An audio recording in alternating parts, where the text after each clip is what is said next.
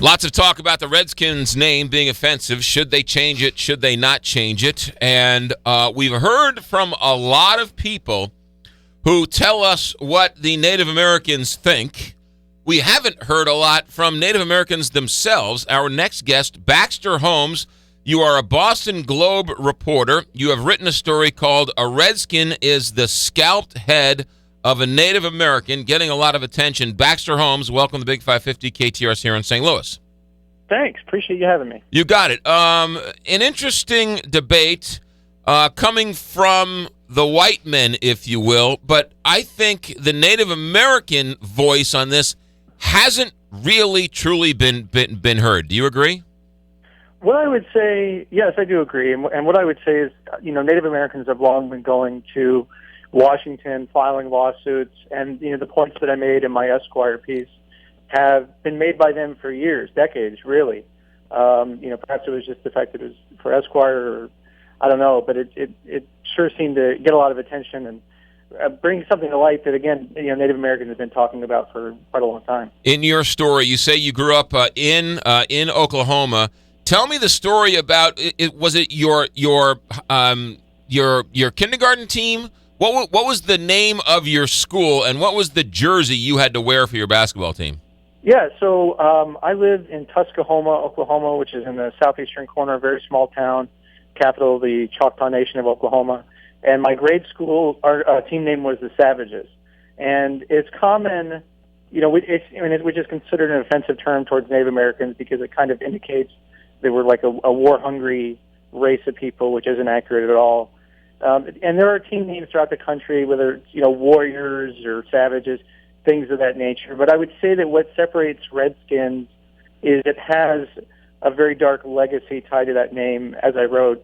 Specifically, there were different government proclamations and policies that instituted basically the systematic extermination of Native Americans, and they offered rewards for scalps, which to a lot of Native Americans became known as Redskins because of the bloody skin.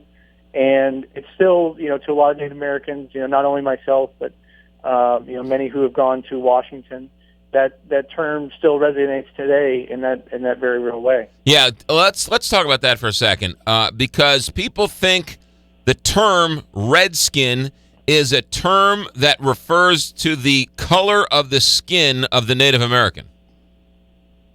What I would say is, it's certainly open to interpretation, to some degree. Meanings change, words evolve.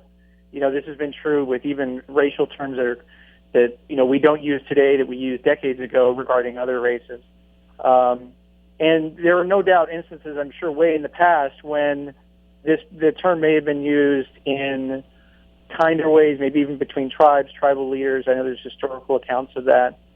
But if you, as time has gone on, as the evolution and the meaning, I think the lasting legacy of that term. If you look up in any dictionary, it's referred to as a racial slur, an offensive slur against Native Americans. And to a lot of us, again, the legacy of that term is tied to those proclamations and other things that I cited in my story. McGraw, I think that's a good point, though, is that people just don't know the dark history. When I see the Indian, I think strong, someone who's a fighter, and that's a great name for a football team. But people don't realize the dark legacy, as you mentioned, behind it. And I think that's what's great about your article, because after you read your article, I think it's heartbreaking, some of the things you mention in here of, as a child, and the way people tease you, and you took the high road and let it go. And I think it's just about educating people about really, as you mentioned, what that term means, Redskin. And then once you hear it, then you think, oh, that's offensive, and I don't want to offend anyone. Yeah, frankly, when I was young, I thought, and I first heard that there was a football team in Washington that had that name, I was like, oh my God, I can't, that's terrible. But I just assumed that, well, it'll be gone within a few years, certainly by the time I grow up. And frankly, it's startling that it's still around. And it's something that Native Americans have been fighting for decades, and it's been remarkable how stubborn Dan Snyder has been to really, I think, even consider what that term means to Native Americans, aside from the fact that just outright refusal to change it. Is there an equivalent? I know that the story is an Esquire, and you wrote it, and it's a must read, and it's fantastic, Baxter. But is there equivalent to explain to the people who don't understand how offensive it is? I mean, is there an example that would crystallize it for those who don't get it? The only one I can really think of, and a lot of Native Americans have said this as well, is the N-word for African Americans. You know, I think to a lot of them, that word certainly carries a legacy of some of the atrocities that were committed against them when they were bought and sold as property. And you know, it's a term with a deep legacy that's very, very negative. And I think to Native Americans, that's what we would consider a parallel. Right. You know, granted, I'm not saying it's equal, I'm not whatever, but that to us, it feels that way. Yeah. What do you say to the people who say that